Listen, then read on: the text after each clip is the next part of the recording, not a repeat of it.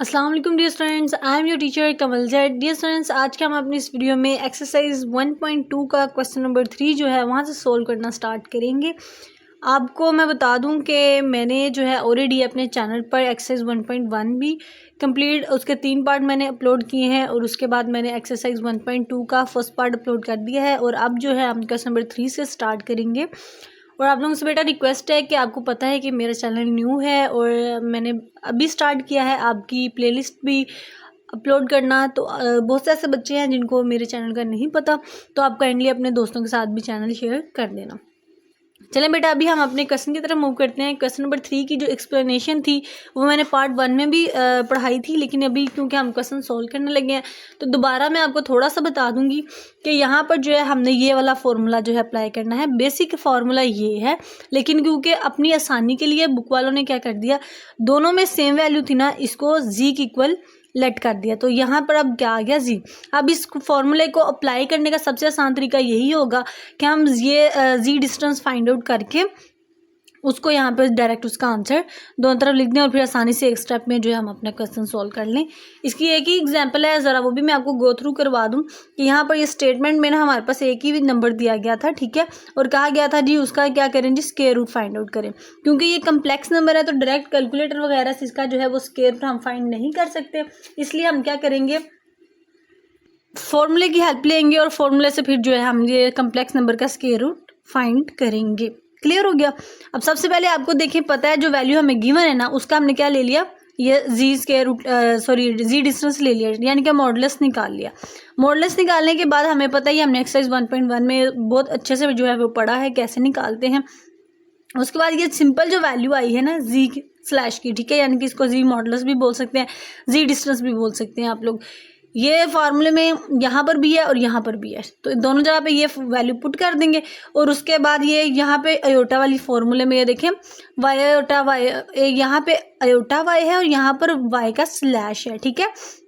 Slash का मतलब हम यहाँ पे अयोटा पुट नहीं करेंगे लेकिन वैल्यू वही लिखेंगे जो अयोटा की है, और उसके बाद ये प्लस हो रहा है ये माइनस हो रहा है। सिंपली इसको सोल्व करके हमारे पास जो है हमारा आंसर आ जाएगा, ठीक है। किस तरह से कम्प्लेक्स नंबर फाइंड करते हैं, यहाँ पर मैं आपको क्वेश्चन दिखा दूँ। क्वेश्चन नंबर 3 से अभी हमने पढ़ना है क्योंकि 1 और 2 मैंने ऑलरेडी पहले अपनी वीडियो चैनल पे अपलोड कर दी है वीडियोस। अभी हम क्वेश्चन नंबर 3, 4 और 5, 6 यहाँ तक जो है वो मैं सोल्व करवाऊंगी, बाकी 7, 8, 9 जो है वो मैं नेक्स्ट पार्ट में जो है इंशाल्लाह सोल्व करवा दूंगी। अच्छा जी, यहाँ पे 3 पार्ट है हमारे पास। अब सबसे पहले ये पार्ट है, सिंपल से सोल्व हो जाएगा, सेकंड भी सिंपल है, लेकिन थर्ड पे जो है हमें फिर रैशनलाइज करना पड़ेगा और थोड़ा सा क्वेश्चन जो है हमारा लेंथी हो जाएगा। अभी टाइम वेस्ट किए बगैर जो है हम अपने क्वेश्चन पे आ जाते हैं। यहाँ पर मैंने क्वेश्चन ऑलरेडी लिखा हुआ है, ठीक है, आप लोगों ने देख भी लिया है। अब सिंपली हमने क्या करना है, हमें पता है हमारा फार्मूला क्या था, ठीक है, और फॉर्मूले में अभी मैंने आपको एग्जांपल भी बताई और एग्जांपल में मैंने क्या बताया कि सबसे पहले जो है हमने जी मॉडुलस फाइंड आउट कर लेना है। वो कैसे फाइंड आउट होगा, जो हमें क्वेश्चन दिया गया है ना उसके दोनों साइड पे हम स्क्वायर रूट ले लें। उसका फायदा ये होगा कि ये स्क्वायर रूट से कैंसिल हो जाएगा, पीछे हमारे पास बचेगा एक्स प्लस अयोटा वाई, और यहाँ पर जब हम इसका स्क्वायर रूट लेंगे तो स्क्वायर रूट से मतलब क्या आ गया। अब यहाँ पे देखिए हमें देखकर ही अंदाजा हो रहा है कि ना तो इसका डायरेक्ट स्क्वायर रूट लिया जा सकता है, ना ये दोनों वैल्यू एक दूसरे में प्लस हो सकती हैं जो कि हम प्लस करके इसका स्क्वायर रूट ले लें कैलकुलेटर के थ्रू। ऐसा कुछ नहीं हो सकता क्योंकि एक नंबर रियल है और दूसरा नंबर इमेजिनरी है, तो ये एज इट इज़ हम लिखा रहने देंगे। तो फिर आगे हम फॉर्मूले पे मूव करेंगे। ये जी बेसिक हमारा फॉर्मूला है, ठीक है, ये फॉर्मूला अच्छे से आपने याद कर लेना है। अब ये फॉर्मूला में क्या बता रहा है कि सबसे पहले हम क्या करें, जी मॉडुलस फाइंड करें, ठीक है। तो जी मॉडुलस हम कैसे फाइंड करेंगे, यही जो हमारी स्क्वायर रूट वाली वैल्यू है ना, इसमें हमारे पास ये एक्स होता है और ये वाई होता है, जो कि हमने एक्सरसाइज 1.1 में भी पढ़ा, और सेम इसका इसी तरह से हमने ये वैल्यू लेट की कि ये जी की इक्वल है, ठीक है। क्यों जी की इक्वल क्यों रखा, क्योंकि फॉर्मूले के अंदर भी जी का वर्ड यूज हुआ है, तो इस वैल्यू को मॉडुलस को जब भी आपने लेट करना है तो फिर जी के इक्वल ही रखना है। तो ये वैल्यू जी के इक्वल रख ली।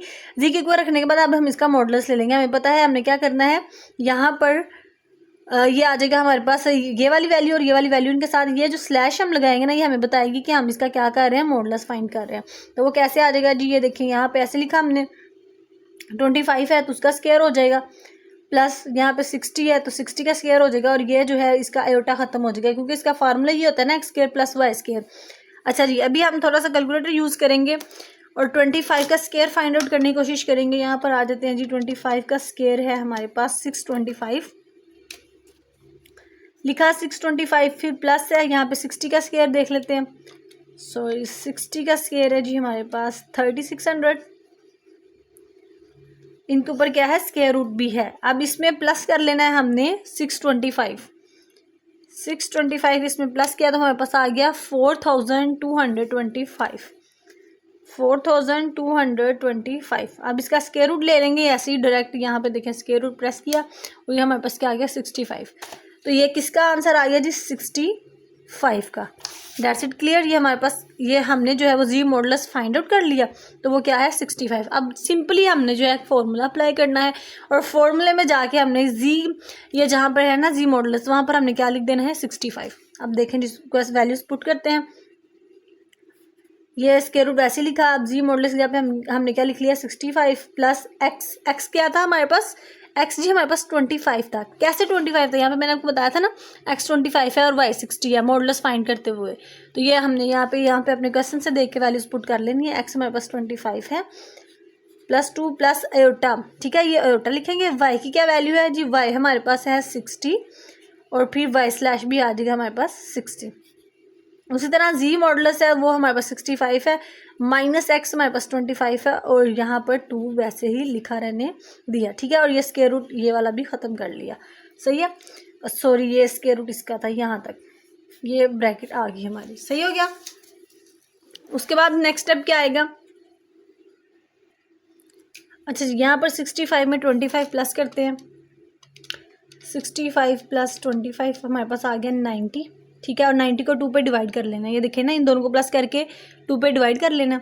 90 को 2 पे डिवाइड करते हैं तो आ गया 45, यहाँ पे 45 लिखा, उसके ऊपर उसका स्क्वायर रूट प्लस ये आयोटा आ जाएगा, ठीक हो गया। अब ये देखिए 60 से कैंसिल आउट हो गया और पीछे हमारे पास ये बच गया 65 को माइनस कर लेंगे 25 में से और इसको डिवाइड कर देंगे 2 पे, तो क्या आ गया 20, तो स्क्वायर रूट 20, ठीक है। ये इतना अभी सॉल्व हुआ है लेकिन ये भी कंप्लीट आंसर नहीं है, अभी भी हमने इसका स्क्वायर रूट फाइंड करना है। तो कैसे स्क्वायर रूट फाइंड करेंगे, स्क्वायर रूट 45, कैलकुलेटर से डायरेक्ट 45 का स्क्वायर रूट लिया तो ये देखें पॉइंट में आंसर आ रहा है, तो इसका मतलब 45 का डायरेक्ट जो है वो स्क्वायर रूट होता ही नहीं है। तो अभी हम इसको जो है वो सिंपली वो एलसीएम के वे में जाके सॉल्व करेंगे। 45 का जो है हमने एलसीएम लेना है, 3 से करेंगे, 3 1 जा 3, 3 5 जा 15, 3 5 जा 15 एंड 5 1 जा 5, ठीक हो गया। इसी तरह 20 का भी डायरेक्ट स्क्वायर नहीं होता, इसका भी एलसीएम ले लेंगे तो हमारे पास आ जाएगा 2 से 2 1 जा 2 5 जा एंड 5 1 जा। यहाँ पे देखें 3 2 टाइम आ रहा है, यहाँ पे 2 2 टाइम आ रहा है। तो स्क्वायर रूट क्या करता है, 2 दफ़ा जो वैल्यू आती है ना उसको हम इस तरह से लिखते हैं ना स्क्वायर रूट, तो वो फिर स्क्वायर रूट को कैंसिल कर देता है और वो फिर स्क्वायर रूट के बाहर आ जाती है। तो 5 1 टाइम है, तो यहाँ पर जो है हम लिख सकते हैं ना सिंपली 3 स्क्वायर रूट 5, सही हो गया, प्लस आयोटा। यहाँ पर हम जो है वो लिख सकते हैं, यहाँ पे 2 टाइम था ना तो 2 स्क्वायर रूट 5, क्योंकि 5 जो है ऐसा नंबर था जो कि उसका सिंगल वैल्यू थी तो वो स्क्वायर रूट के अंदर ही रहे। आप ये स्क्वायर रूट को यहाँ पे ये आयोटा को यहाँ बाहर भी लिख सकते हैं। अब ये क्योंकि पहले आने वाली वैल्यू आपके पास x की होती है और दूसरी आने वाली वैल्यू y की होती है, तो आंसर चेक करते हैं। आंसर में देखते हैं कि क्या वैल्यू है, यहाँ पे देखें मैं आपको दिखा देती हूँ। ये देखें क्वेश्चन नंबर 3 का फर्स्ट पार्ट, x है 3 स्क्वायर रूट 5, x है 3 स्क्वायर रूट 5, y है हमारे पास 2 स्क्वायर रूट 5 और y है 2 स्क्वायर रूट 5। आप चाहें तो बेहतर तरीका यही है कि आप यहाँ पर मेंशन भी कर दें x equal to 3 square root 5 and y equal to, क्योंकि इमेजिनरी पार्ट कौन सा है y वाला, तो 2 स्क्वायर रूट 5। ये लीजिए हमारा क्वेश्चन सोल्व हो गया। अब इस तरह जो है हम पार्ट 2 सॉल्व कर लेते हैं। पार्ट 2 भी बहुत ज़्यादा सिंपल क्वेश्चन है। अब यहाँ पे देखें हमें जो है वो वैल्यू दी गई है, सिंपली इनका हमने क्या करना है स्क्वायर रूट फाइंड करना है। अब हमें पता है स्क्वायर रूट फाइंड करने के लिए सबसे पहले हमें जी मॉडुलस चाहिए। अब जी मॉडुलस में ये जो रियल पार्ट वाली वैल्यू ये ए की होती है, दूसरी बी की, यानी कि हम एक्स वाई भी कह सकते हैं और ए बी भी कह सकते हैं। और जब हमने जी मॉडुलस फाइंड करना है तो इन दोनों का हमने स्क्वायर ले लेना है और साथ जो है वो आयोटा नहीं लिखना है। आयोटा बस हमें बताता है कि ये वैल्यू वाई की है, सही हो गया। अब यहाँ पे 64 का जो है हमने स्क्वायर ले लेना है, वो आ गया हमारे पास 496 प्लस 48 का स्क्वायर रूट ले लेते हैं तो वो हमारे पास आ गया 2304। अब इसमें इन दोनों को एक दूसरे के साथ प्लस भी तो करना है ना, तो अब इस वैल्यू में ये वाली वैल्यू प्लस कर लेंगे 4096, तो हमारे पास आ गया 6400, ठीक हो गया। अब 6400 का स्क्वायर रूट ले लेते हैं तो वो हमारे पास आ गया 80। इसका मतलब जी मॉडुलस जो है वो हमारे पास क्या आंसर आ गया 80। ठीक हो गया। अब फॉर्मूले में आ जाते हैं, फॉर्मूले में जाके हम वैल्यूज पुट कर लेते हैं जी सिंपली। तो सबसे पहले जो है वो यहाँ पर हम जी मॉडुलस पुट करते हैं तो वो है हमारे पास 80 प्लस ए। तो ए की कौन सी वैल्यू है, चाहे ए हो चाहे एक्स वाई हो, आपने कंफ्यूज नहीं होना। पहले वाली वैल्यू ए की होगी, दूसरी वाली वैल्यू बी की, पहले वाली वैल्यू एक्स की, दूसरी वैल्यू वाई की, इसका कोई इशू नहीं होता। ठीक हो गया।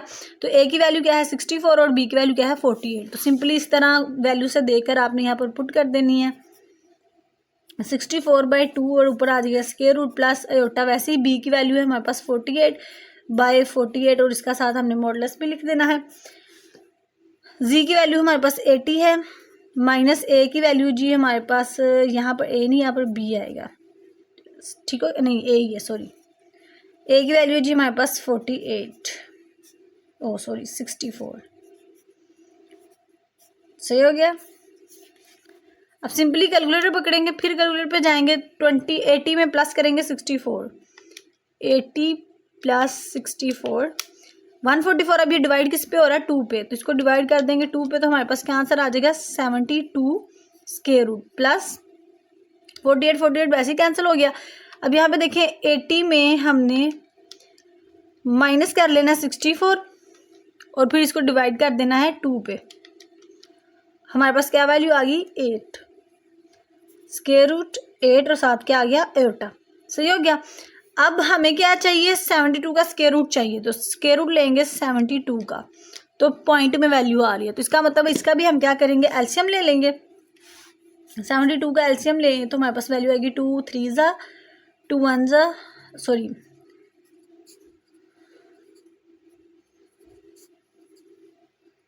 जी बेटा, यहाँ पर जो है मैंने एलसीएम ले लिया है। ठीक है, 72 का भी और 8 का भी। अब यहाँ पे हम इसके पेयर बना लेंगे। ये 2 का एक पेयर बन गया, ये 3 का एक पेयर बन गया, ये 2 का एक पेयर बन गया, एक 2 यहाँ पे सिंगल बच गया। जो वैल्यू सिंगल बचेगी ना, जिसका पेयर नहीं बनेगा, उसको आपने स्क्वायर रूट के अंदर ही लिखना है। यहाँ पे देखिए मैं आपको बताती हूँ, ये पेयर बन गया ना 2 और 3 का, तो ये आ जाएगा 2 × 3 और स्क्वायर रूट 2। ये जो जिसका स्क्वायर रूट नहीं ना बना, जिसका पेयर नहीं बना, वो क्या आ जाएगा स्क्वायर रूट के अंदर। ठीक है, प्लस यहाँ पे 8 के एलसीएम में देखें, एक जिसका पेयर बन गया वो स्क्वायर रूट एक पेयर बाहर आ जाएगा, और ये जिसका पेयर नहीं ना बना उसको हम स्क्वायर रूट के अंदर ही लिखा रहने देंगे। साथ इसका होता है 2 3 ज़ा 6 square root 2 plus 2 square root 2 और ये इसका आयोटा आ गया। अब हमें पता है ये जो है रियल पार्ट ये ए की वैल्यू है, तो ए इक्वल टू आ जाएगा 6 स्क्वायर रूट 2 और बी इक्वल टू आ जाएगा हमारे, ये प्लस माइनस भी साथ आपने मस्ट लिखना है, तो ये आ जाएगा 2 स्क्वायर रूट 2। क्लियर हो गया। बुक से जो है वो आंसर मैच कर लेते हैं। तो ये देखें ए का आंसर है 6 स्क्वायर रूट 2 और बी का आंसर है 2y2। ठीक है, ये देखें चाहे x लिखा हो चाहे y लिखा हो, इसका कोई इशू नहीं है। चाहे आप ए भी कर सकते हैं, आप एक्स वाई भी कर सकते हैं। और एक बात यहाँ पर, और यहाँ पे उन्होंने जो है 2 आंसर दिए हुए हैं, तो 2 आंसर लाने की जरूरत नहीं है, जस्ट एक आंसर भी आपका मैच हो रहा है, तो इसका मतलब आपका क्वेश्चन जो है वो बिल्कुल ठीक है। सही हो गया। तो इसके साथ हमारा आंसर आ गया पार्ट 2 का भी। अभी जो है वो हम पार्ट 3 की तरफ मूव करेंगे। तो पार्ट 3 में क्योंकि हमने रैशनलाइज करनी है ना, हमें पहले क्वेश्चन को सिंप्लीफाई करना पड़ेगा, देन ही जो है हम उसको सोल्व कर सकते हैं।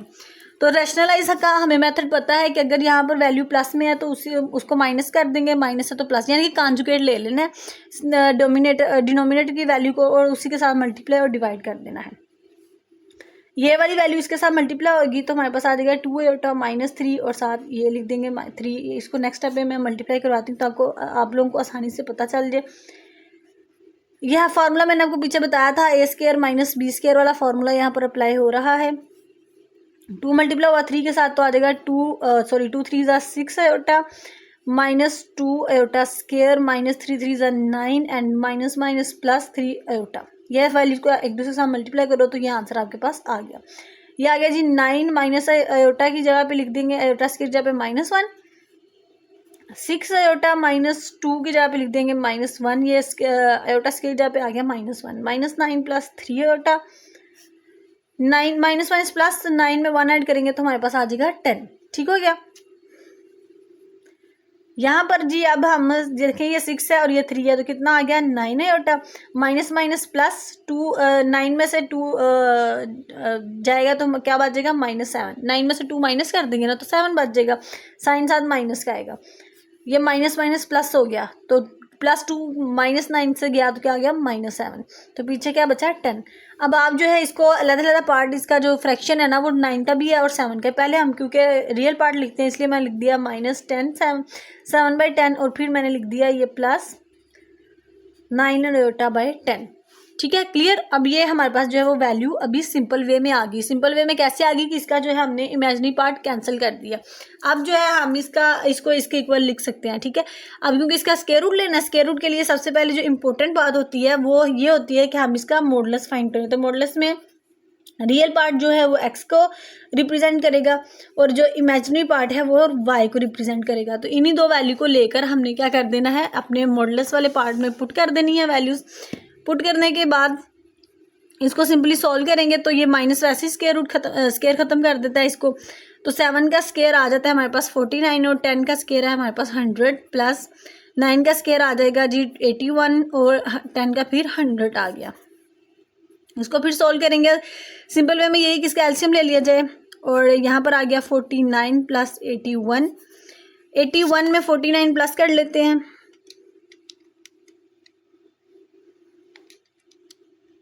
हमारे पास आ गया 130/100। ठीक हो गया, 130/100। अब 130 इसको सिंपल से सिंपल वे में हमें लेके जाना है तो इसको डिवाइड कर लेते हैं। तो जब हम इसको डिवाइड करेंगे ना तो हमारे पास जो है इसकी वैल्यू आ जाएगी, ये डिवाइड कर लेते हैं। 130 को डिवाइड किया 100 के साथ तो क्या वैल्यू आ गई 1.3। स्क्वायर रूट किसका आ गया 1.3 का। 1.3 का स्क्वायर रूट लो तो हमारे पास जो है वो वैल्यू आ जाएगी 1.3 का।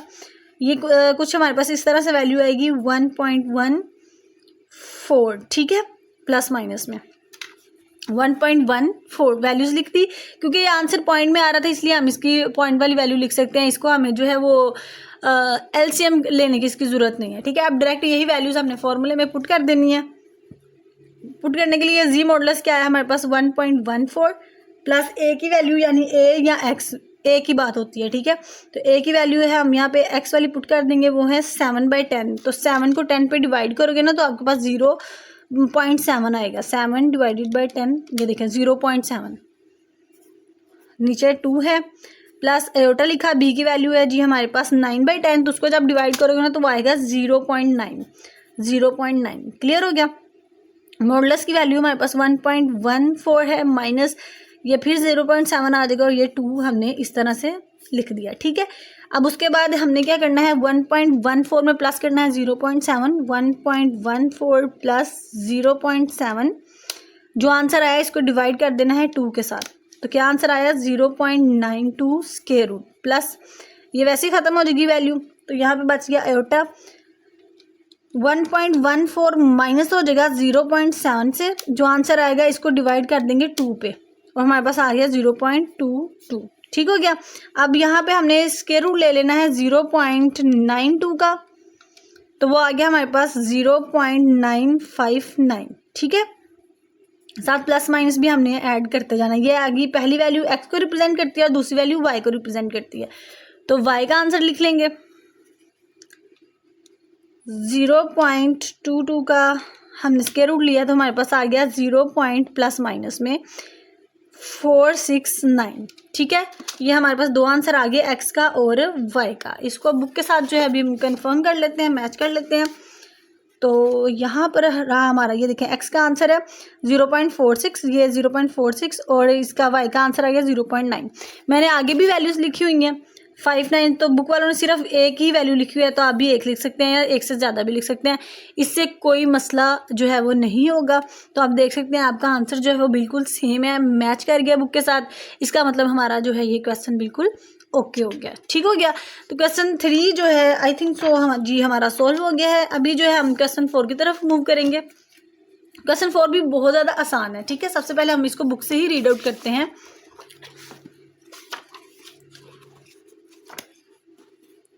अच्छा जी, यहाँ पे हम क्वेश्चन रीड कर लेते हैं। लिखा हुआ है if Z1 this and Z2 this and find the real value of alpha such that imaginary part जो है वो 7 के इक्वल है। जैसे क्वेश्चन नंबर 2 था ना, वैसे ही क्वेश्चन नंबर 4 है। उन्होंने g1 और g2 की अलग अलग वैल्यू भी बता दी और फिर इन दोनों को मल्टीप्लाई करके इनका जो इमेजिनरी पार्ट आएगा ना, जो एयोटा वाला जो हम कंपेयर करते थे, उन्होंने कंपेयर करके वो बता दिया कि वो 7 होगा। ठीक है, और ये इन दो शर्तों को हमने नज़र में रखते हुए जो है वो अल्फ़ा की वैल्यू जो है वो फाइंड करनी है। बहुत सिंपल क्वेश्चन, देखें कैसे करेंगे। अब हमें ज़रूरत किस चीज़ की है, हमें ज़रूरत थी ना, यहाँ पे देखिए इनको देख के हमें पता चल गया कि ये g1 और g2 को हमने क्या करवाना है, मल्टीप्लाई करवाना है। तो g1 और g2 को जैसे अपनी ज़रूरत है, हमें वो नीड, हमने इन दोनों को मल्टीप्लाई करवा लिया और मल्टीप्लाई करवाने के बाद हमने क्या लिखा, 2 1 2 आ गया, यानी कि 2 मल्टीप्लाई हो रहा है 1 माइनस अल्फा के साथ और 3 एयोटा भी मल्टीप्लाई हो रहा है 1 माइनस अल्फा के साथ। इसका ये जो एयोटा था मैंने ऑलरेडी ब्रैकेट के बाहर निकाल लिया ताकि अलग-अलग ना करना पड़े। इसको मल्टीप्लाई करके इसका सिंपल वे में सिंप्लीफाई करके आंसर लाने की जरूरत नहीं है, क्योंकि डायरेक्ट हमने बस कंपेयर ही करना है। और क्योंकि उसने बता दिया हुआ इमेजिनरी पार्ट इक्वल टू 7 है, तो इमेजिनरी पार्ट, ये जो इमेजिनरी पार्ट है ये हम ले लेंगे और वो अब हमारा क्या आया है 3 इंटू 1 माइनस अल्फा। ये इमेजिनरी पार्ट को इस इमेजिनरी पार्ट के इक्वल रख लेंगे, क्योंकि imaginary part equal to imaginary part. ठीक है, तो ये हमने दोनों इमेजिनरी है तो इन दोनों इसकी जगह पे इसकी ये वैल्यू लिख दी। ठीक है, लिखने के बाद अब हम क्या करेंगे, इसको अंदर मल्टीप्लाई कर देंगे। 3 1 3 minus 3 alpha equal to 7 minus 3 alpha equal to 7, ये इधर प्लस के इधर आके माइनस हो जाएगा। माइनस 3 अल्फा इक्वल टू, यहाँ पर हमारे पास आंसर आ जाएगा 7 में से 3 जाएगा तो 4। ठीक है, अल्फा इधर ही, ये -3 इधर मल्टीप्लाई हो रहा है, इधर आके क्या हो जाएगा डिवाइड, तो ये हमारा जो है अल्फा का आंसर आ गया। So simple. ठीक है, इसको भी हम बुक से कंफर्म कर लेते हैं अपना आंसर। तो ये देखें जी 100% जो हमारा क्वेश्चन है वो बिल्कुल ट्रू है, -4/3, ये -4/3। ठीक हो गया। अभी जो है हम क्वेश्चन नंबर 5 की तरफ मूव करते हैं। तो क्वेश्चन नंबर 5 की स्टेटमेंट हमें ये बता रही है, if g1 this and g2 this and find x y alpha and a and b such that g1 plus g2 and, अब देखो उन्होंने आपको g1 और g2 की वैल्यू भी दे दी है और कहा है कि चारों की वैल्यू फाइंड करो x y और a b की। ठीक है, जबकि उन्होंने g1 और g2 को प्लस करके भी उनका आंसर आपको बता दिया और माइनस करके भी आपको आंसर बता दिया। अब आपका क्या काम है, सिर्फ इसको जो है वो इनकी जो है वैल्यूज़ फाइंड आउट करनी है। आप देखें क्वेश्चन को पढ़ने के बाद हमें जो है वो 2 चीज़ें पता चली हैं, वो ये हैं कि एक हमें पता चला कि इन दोनों को अगर प्लस करते हैं तो ये आंसर आता है, माइनस करते हैं तो ये आंसर आता है। ठीक है, तो अब डायरेक्ट यहीं से हम जो है वो इसको फाइंड आउट कर लेते हैं। यहाँ पर देखें जी, अब इन दोनों इक्वेशन जो हमें बुक के ऊपर गिवन है, इन दोनों को हमने क्या कर लेना है, प्लस कर लेना है। इक्वेशन 1 को प्लस कर लेना है हमने इक्वेशन 2 में। ठीक है, प्लस करने के बाद देखें ये कट जाएंगे, ये g1 हमारे पास बच गया। यहाँ पर देखें 10 और 6 हमारे पास आ गया जी 16 प्लस 4 और 2 आ गया हमारे पास 6 होता। ठीक हो गया, तो ये देखें एक ये था एक ये था, तो ये 2g1 हो गया। अब ये g1 इधर ही है, ये 2 जो है इधर आके इनके साथ डिवाइड हो जाएगा, 16 के साथ भी और 6 के साथ भी। ठीक है, तो 2 8 जा 16 एंड 2 3 जा 6। ठीक है, तो ये जो है हमें इक्वेशन पता चल गई। g1 का क्या आंसर आ गया 8 प्लस 3 होता। अब ये g1 की जगह पे x प्लस वाई होता कहाँ से आ गया, तो ये देखें ज़रा आप बुक के ऊपर खुद ही उन्होंने g1 को इसके इक्वल रखा हुआ ना x प्लस वाई होता के, तो बस वहीं पे g1 की जगह पे हमने x प्लस वाई होता लिखा और यहीं से हमें पता चल गया कि x जो है रियल पार्ट है तो वो 8 है और y जो इमेजिनरी पार्ट है तो वो 3 है। तो हमने सिंपली बता दिया कि x इक्वल टू 8 है और y इक्वल टू 3 है। अब क्योंकि हमने a b की वैल्यू फाइंड करनी है, तो अब यही जो 2 इक्वेशन हमें बुक के ऊपर गिवन है, अब इनको हमने क्या कर लेना है माइनस। देखें इक्वेशन 1 माइनस, ठीक है, इक्वेशन 2, तो जब हमें पता है माइनस करते हैं तो क्या हो जाता है, साइन चेंज हो जाते हैं ना। प्लस में तो साइन चेंज नहीं होता, लेकिन माइनस में साइन चेंज हो जाते हैं। तो जब साइन चेंज हुए तो जी1 से कैंसिल हो गया और यहाँ पे हमारे पास 2g2 आ गया। 10 में से 6 जाएगा तो 4 बच गया, 4 में से 2 जाएगा तो हमारे पास क्या बच गया -2 होता। ठीक है, g2 इधर ही है और यहाँ पे देखें जो है 2 इधर मल्टीप्लाई हो रहा है, इधर आके क्या हो जाएगा डिवाइड। ठीक है, ये लें जी 2 1 जा 2 2 2 जा 4 2 1 जा 2 2 2 जा 2 1 जा 2 2 1 जा 2। ठीक है, तो हमारे पास अभी आंसर क्या, तो Z2 जो है वो हमारे पास इक्वल टू आ गया 2 - 1 के। अब हमें पता है Z2 बुक के ऊपर ही हमें क्वेश्चन में गिवन था कि a + b आयोटा की है, तो यहीं से पता चल गया रियल पार्ट a है तो a हमारे पास आ गया 2 और b जो है वो इमेजिनरी पार्ट है तो b हमारे पास आ जाएगा -1। ठीक है, यहाँ पे कुछ भी नहीं तो इसका मतलब यहाँ पे क्या है -1। तो अभी हम क्वेश्चन नंबर 6 की तरफ मूव करेंगे। क्वेश्चन नंबर 6 की स्टेटमेंट में जस्ट उन्होंने कहा है कि Z1 और Z2 जो है ना वो हमारे पास एलिमेंट है और हमने उसका क्या करना है उसका Z1 Z2 का कॉन्जुगेट लेना है हमने इक्वल टू, यानी कि देखें Z1 और Z2 को एक दूसरे के साथ मल्टीप्लाई किया जाए तो इनका क्या लिए इकट्ठा कॉन्जुगेट लिया जाए तो उसका आंसर इक्वल टू आएगा। अगर हम Z1 का अलग कॉन्जुगेट लें फिर Z2 का अलग कॉन्जुगेट लें तो दोनों को आपस में मल्टीप्लाई करें तो इन दोनों का मतलब अगर हम इकट्ठा कर रहे हैं या अलग अलग कर रहे हैं दोनों वे में जाके आंसर जो है वो सेम आना चाहिए। ठीक हो गया, समझ आ गई क्वेश्चन। अब यहाँ पर कुछ चीज़ें जो है हम लेट कर लेंगे, ये एक्सरसाइज 1.1 में भी मैंने लेट की थी चीज़ें। Z1 जो है वो a + b iota a b हो गया तो Z2 जो है वो c d हो जाएगा। अब यहाँ पे देखिए इनका मैंने कॉन्जुगेट ले लिया, अगर Z1 का कॉन्जुगेट लेती हूँ तो इसका ये जो प्लस है ये माइनस में चला जाएगा, अगर Z2 का भी मैं कॉन्जुगेट लूँ तो इसका भी ये प्लस किस में चला जाएगा माइनस में, बस इतनी सी बात। ठीक हो गया। उसके बाद अब क्वेश्चन की स्टेटमेंट में हम ये कहा था ना कि ये जो क्वेश्चन है मेन हमारा ये क्वेश्चन है तो इसको मैंने यहाँ पर लिख लिया। ठीक है, अब हमने क्या करना है सिंपली अपनी वैल्यूज़ को जो है मल्टीप्लाई करवा देना है। अब वैल्यूज़ मल्टीप्लाई कैसे होंगी, अब यहाँ पे देखें Z1 की वैल्यू लिखेंगे ये वाली, ठीक है, वो है हमारे पास a + b आयोटा मल्टीप्लाई हो जाएगी ये Z2 की वैल्यू के साथ, वो है c + d आयोटा। ठीक है, और इनके ऊपर इकट्ठा कॉन्जुगेट इस तरह से आपने लगा देना है। उसके बाद ये Z1 अलहदा इसका कॉन्जुगेट हमने फाइंड किया हुआ है वो है a - b आयोटा। उसके बाद Z2 का भी कॉन्जुगेट यहाँ पे मैंने फाइंड किया वो है हमारे पास c - d आयोटा। ठीक हो गया। अब यहाँ पे देखिए इनके ऊपर कॉन्जुगेट नहीं लगाना क्योंकि यहाँ पर हमने वही वैल्यू लिखी है जिनका कॉन्जुगेट आ गया हुआ है। अब यहाँ पे इनको सिंपल वे में यही है कि मल्टीप्लाई करवाते जाएं, मल्टीप्लाई ज़रा ध्यान से करवाना है क्योंकि एक वैल्यू भी मिस होगी तो आंसर कभी भी सेम नहीं आएगा। मल्टीप्लाई करवाते हैं इसको, यहाँ पे आ जाएगा AC से हुआ तो हमारे पास आ गया AD आयोटा, फिर ये BC से हुआ तो BC आयोटा, फिर BD से हुआ तो हमारे पास आ गया BD आयोटा स्क्वायर। ठीक है, इस दोनों के साथ आयोटा तो इसलिए आयोटा स्क्वायर आ गया। सेम यही काम यहाँ पे हमने करना है, AC फिर आ जाएगा जी हमारे पास -AD आयोटा, फिर आ जाएगा -BC आयोटा और फिर +BD आयोटा स्क्वायर। ठीक हो गया। उसके बाद अभी हम क्या करेंगे जी, ये आयोटा वाली वैल्यू को कॉमन कर लेंगे AD + BC आयोटा और ये जो वैल्यू थी आयोटा स्क्वायर इसकी जगह पे हम क्या कर देंगे -1 पुट कर देंगे। दोनों तरफ यही काम करेंगे।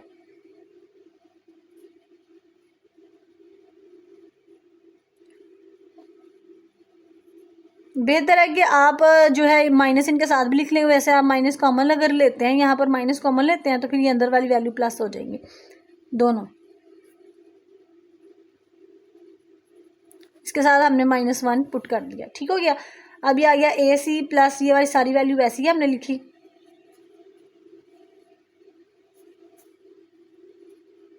और ये माइनस प्लस क्या हो गया -BD। उसी तरह यहाँ पर किया तो AC - AD + BC आयोटा और ये माइनस प्लस क्या आ गया -BD।